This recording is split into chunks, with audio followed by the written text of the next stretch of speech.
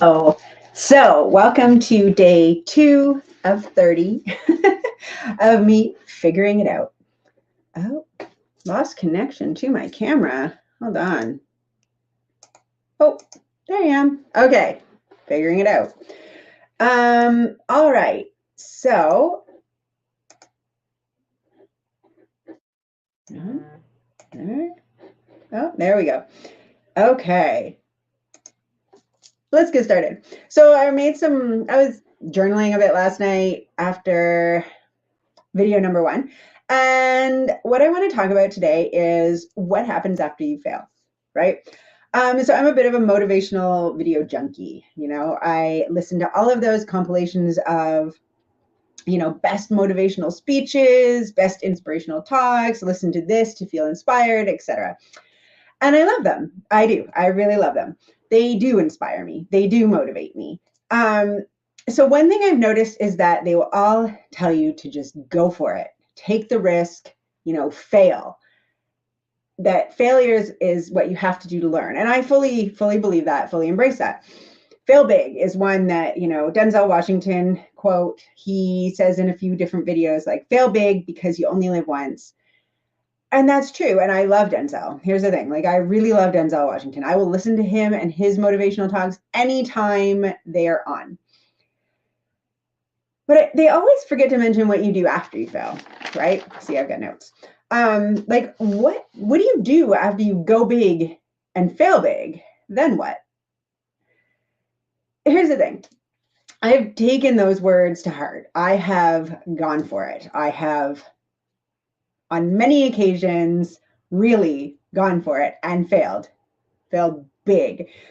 I've failed epically more times than a lot of people have tried. This is true. And failing big is easy. I'll be honest with you. Like, going for it and failing big, that is not the hard part, because going for it is exciting. It is, a rush. I mean, you're going for your dreams, you're trying it, but it can also be stressful and scary and nauseating, to be honest. But failing big isn't the hard part, right? It's what do you do after? What do you do next? What do you do after you've really gone for it and failed big? Picking yourself up, dealing with the aftermath, cleaning up the wreckage, yourself, your life, your self-esteem, that's where the work comes in. And so what do you do? Like I said at the beginning, I'm a bit of an expert on this. I got my JD MBA and passed 2 bar exams at the same time. And I failed as a lawyer because I was scared, right? And here's the thing. It's not that I wasn't good. I was really good at it, but I was scared. Went from being a big fish in a small pond to a small fish in a big pond. And so I packed my bags, left Massachusetts, came back to Canada, and then did not get my law license in Canada. I did not get my equivalency. In 2018, my family business that I'd grown from 200,000 in sales to 2.5 million in sales in 5 years went bankrupt, right?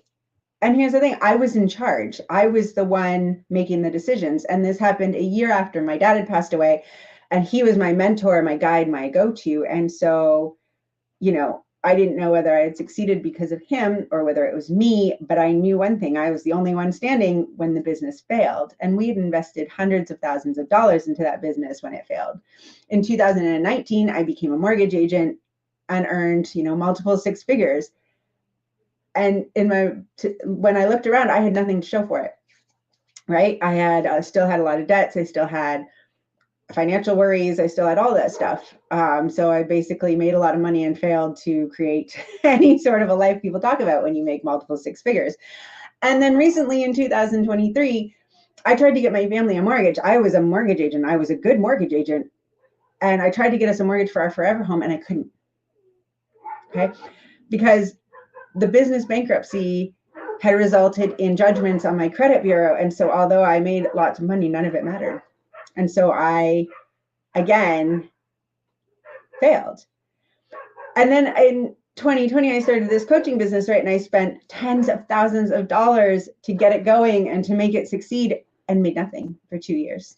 So yeah, I could say I'm a bit of an expert on failing, right? I have gone for it. I have gone for it in big ways, and it hasn't worked out the way I thought it should. But I'm still here, right? I'm still here. I'm here telling you all about this. So if you want to know what to do next, I have some thoughts, okay? And so I made some points on what to do next. And this is based on my experience with trial and error. First and foremost, cry, right? I mean, really cry, ugly cry. When my business went bankrupt, I cried to my husband. I said all the horrible things about myself to myself. I worried about everything. I screamed, I yelled, I cried. I got it all out. You got to get it out, right? There are feelings that come with failure. No matter how strong and solid you are, there are going to be feelings that come with failure, and you have to get them out. You can't just bottle them up and push them deep down and hope they go away, because they're going to come back and it's going to be really inconvenient when they do. So purge the hostility, the sadness, cry and get it out. But set a timer or set a deadline, right? Don't let yourself stay there, because if you stay there too long, it will start to become a habit of thinking. So get it out, feel bad, feel sorry for yourself, feel awful, curse people, hate people, do whatever you need to do, but don't stay there forever, okay? And then once you've got it all out, sleep. It's exhausting, okay? There's a lot of fear that comes with failure. There's a lot of stuff that comes with it. And then when it happens and you have to cry and get it all out, it's exhausting. So sleep. Give yourself a minute. Don't just jump into fix-it mode, because your brain's not right for it, okay? Sleep and recover. You have to take some time for you to get your head straight. Now, here is where failure becomes transformational. The next thing you need to do is you need to look for 5 things you did right. And it's tough sometimes, right? But there are things you did right during going for it. While you were trying to make your dreams come true, there are things that you did right. Find them, list 5 things, write them down, right? Make sure you write them down, because you need to be able to look at them again. They're there and you can find them. With my business, we were a bunch of people that weren't necessarily qualified in anything, and we secured national distribution contracts. We built factories from nothing. We did all of these great things. I was so proud of my team and the people that helped me build it. And I was able to find 5 things I was proud of. And I was able to look at that and say, hey, some of that was pretty good. The next thing you need to do is write down 5 lessons you learned, and know the fact that so-and-so double-crossed you and they're an asshole, that is not a lesson. The fact that you need to evaluate your partnerships is a lesson, right? But just pointing fingers and blaming people, those aren't lessons. You need to look for the lessons, because that is where failure becomes learning. And there are lessons there, right? It is not everybody else's fault.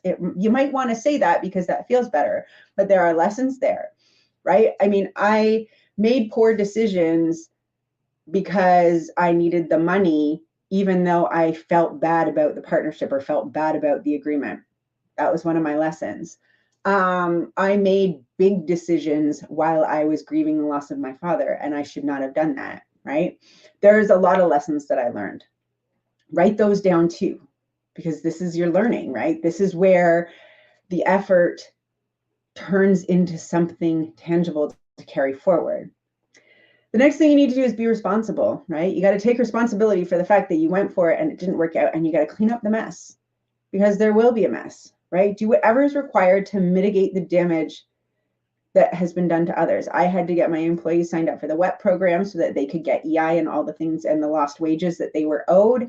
I had to reach out to all my creditors, my suppliers, all the people I owed money to, and tell them what was happening. This stuff is hard and it feels gross, and it will make you want to cry, because people aren't always going to say nice things to you, and you're going to have to do a bunch of stuff that you have never done before, but do it anyways, because you get to feel good about yourself for doing the right thing, right? This is how you start to rebuild that self-esteem and rebuild your belief in yourself. Take responsibility. Don't just run and hide.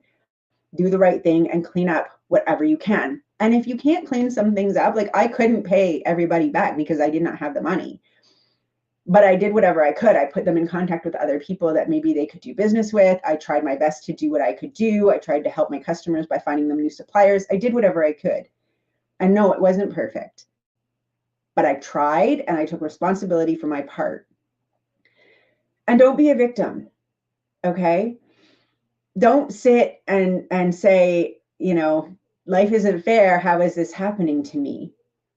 Because it won't get you anywhere. It feels that way. It does feel unfair. And you know what? Sometimes life isn't fair, and that just is what it is. But everybody struggles. Everybody fails. Everybody goes through hard times. Nobody gets out of this life untouched. Okay? So do what you need to do. Clean up what you need to clean up. And then when you're done, play. Take time for yourself. Do things that bring you joy. I used to go for hikes in the woods with my kids. I used to take them, to play in the forest. I used to paint. Well, I still paint. I do puzzles. Do things that make you feel good. Find joy. Okay? Life is not over just because you failed at something. There are things out there that will bring you joy. Find them. Maybe it's baking. Maybe it's cooking. I got really into cooking and new recipes and all this stuff. And I found new things I was interested in, things that I hadn't actually made time for while I was so busy going after my dream that I was like, oh, gee, I really like this. And then when all is said and done, find your next adventure, right? Because one failure doesn't make you a failure. And the fact that you even tried puts you ahead of like 98% of the people out there. Be proud of yourself for that. You had the courage to go for it. Now find your next adventure and start again. Don't let this be the thing that keeps you down. Okay? If I gave up after every failure, I would probably be curled up in a ball in the corner doing nothing. But the thing is, we all fail, and life is going to throw us curveballs. So we have to be able to go through it, feel the feelings, learn the lessons, find the things we're proud of, do what we need to do, and then be proud of ourselves, and then play and find joy and get out there and find another adventure, because there's something that you can do. And the thing is you're not starting from scratch, because you've learned those lessons. You are starting with knowledge. So whatever your next adventure is, whatever your next challenge is, you are going to go after it with new knowledge, with all of the stuff that you learned, with all of the successes you had, and you're going to do better the next time around.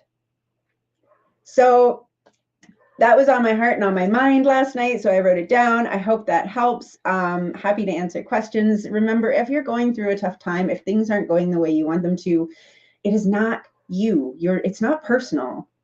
Okay, life is challenging, but you can get through it and you can succeed. And whatever is on your heart, whatever dreams that you have, you are meant to achieve them. So, go through the process, learn the lessons, and keep going. So I will see you all again tomorrow for day 3, and have a great rest of your day. Bye for now.